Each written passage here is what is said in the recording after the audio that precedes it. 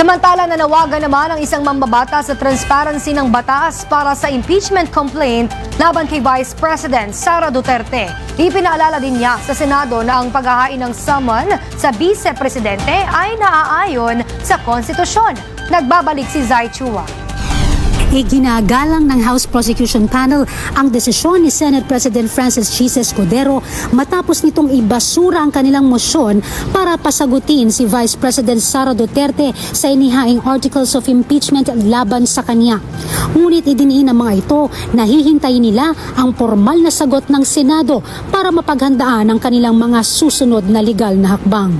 Nanawagan din si House Minority Leader at Poor Face Party List Representative Marcelino Nonoy Libanan ng transparency sa proseso ng batas.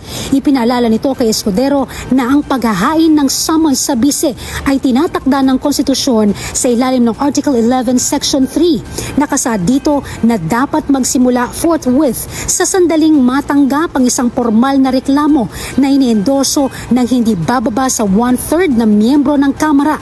Sa kaso ng bise, halos 71% ang pumirma sa impeachment complaint. Suportado naman ng abogado at propesor ang ginawang paghahain ng musyon ng prosekusyon. Depensa ni Attorney Antonio Odi Bukoy na may mahigit 40 taong specialization sa trial at litigation, ang musyon ay paunang usapin lamang dahil hindi pa nagko-convene ang Senado upang pag-usapan ang articles of impeachment. Ipinaalala ni Attorney Bukoy kay Escudero na isang ministerial duty ng Senado ang pagsagot sa summon. Dagdag nito, hindi hinihingi ng konstitusyon o ng kanilang mga panuntunan sa Senado na dapat ang Kongreso ay nasa sesyon para dinggin ang reklamo ng impeachment, lalo na para mag-issue ng mga paunang utos.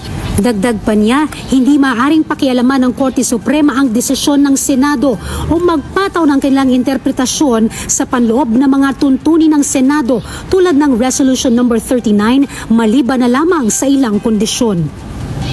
However, the courts can step in if there is a blatant violation, constitutional infringement, and so on. That's when the courts will take cognizance. But as a general rule, the Supreme Court or the courts will respect the interpretation of the Senate of its own internal rules. Din ni Attorney Bukoy na kung kaya ng Senado na magsagawa ng mga pagdinig sa layunin ng lehislasyon, mas lalo pa nitong dapat umpisahan ang impeachment.